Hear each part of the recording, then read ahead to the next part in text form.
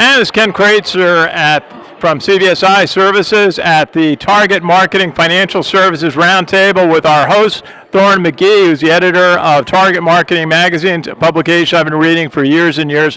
Thorin, you put a great panel together tonight.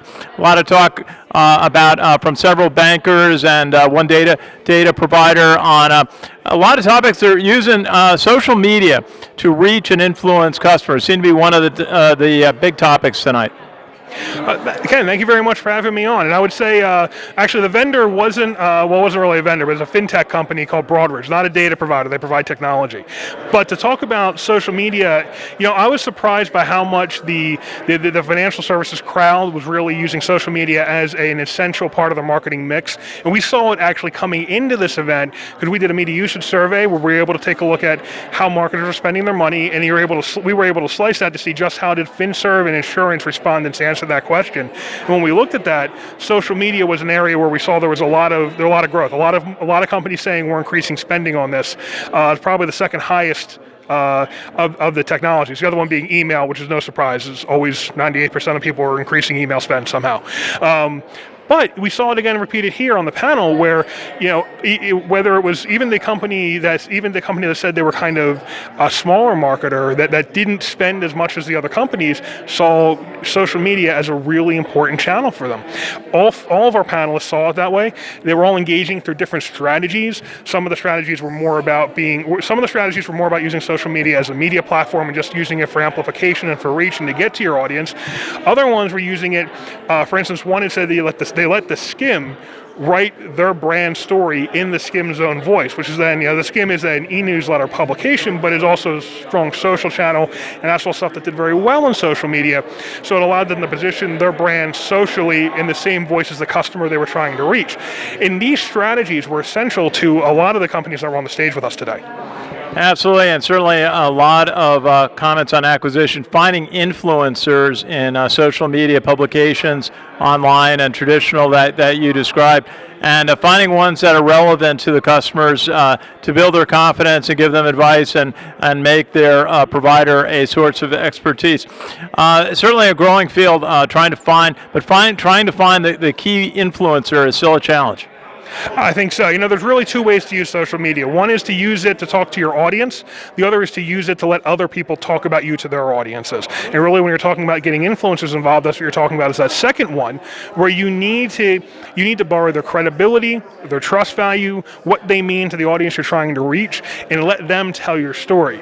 Now, in one of the cases up there today, they did that through basically what might be considered ad spend. Having that company put together a piece of native content in that publisher's local native voice that they then used on social media and also in their publication. In other cases, though, it's a matter of just getting good information out there. The kind of information where someone who is an influencer in your space is going to naturally want to share. We saw some people doing that as well. And a comment made about something close to my heart in cross-selling. I have experience back in the days of the financial supermarket attempts by American Express and Sears Roebuck and Citibank. Some hesitations now because of the impact of regulations in recent years, but thought there could be some opportunities, especially if regulations are lessened. It appeared so, certainly. We did see all of our panelists saying cross-selling to one extent or another was really important to their business model, really important to the digital outreach they're doing. And I think that's kind of old marketing news. Everyone knows that it's easier to get an existing customer to buy more, to increase their value to you, to increase their lifetime value to you, than it is to go find a new customer.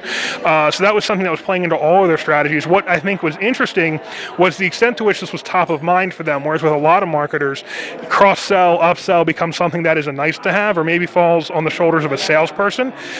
You saw all of our marketers today thinking about it to some extent.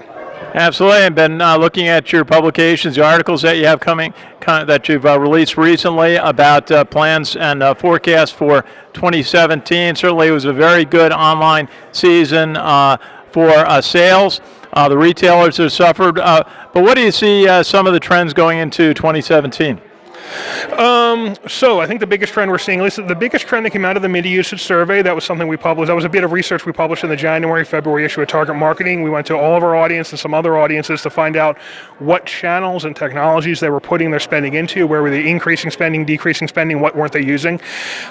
The big surprises there, we're seeing the way digital advertising or online advertising is just web ads, programmatic in many cases, and social media were really increasing. Now, the other thing that's really been increasing is SEO, all forms of search, both search optimization and search marketing. And then when you look at the technologies they're investing in, so not the channels, but the tech, you saw a lot of money going into content marketing and other things that basically amplified those tactics. So if you want to be very efficient in social media and in search, you need content, because that's what both of those channels run on, and you see that whole package of investments going together. And again, I think it aligned very well. I think that trend aligns very well with what we heard what we heard our panelists talking about today. And Thorin, your website's got a tremendous amount of information for online marketing, traditional marketers. I know you're planning a big event in December. Yeah, absolutely. So that's the Fusion Financial Services event is December, I believe it's 4th to 6th, first week of December. It's a 2.5-day intensive educational session where we're basically marketing technology buyers. So marketers from financial services companies who make the buying decisions and have the budget to invest. We had a chance to sit down with vendors in the space and meet them in one-on-one meetings, and also one to kind of many meetings where one vendor is pitching to a room full of potential buyers, and really have the kind of conversation that you're not going to get to have if they come in for an office visit or you go to a user group or something like that. This is a chance really for vendors to come in and talk to marketers and answer their questions and show them what the technology can do, but also kind of take some cross-examination of, well, what can you really do? This is a chance for marketers to get the questions answered that usually if you ask a salesperson, they're going to pivot on. This is a chance to really get answers to your questions, to make a really informed decision and learn a lot about what technology could actually be useful for you in a room full of your peers with a lot of peer support trying to find those answers, and some very willing vendors who are there to talk to you.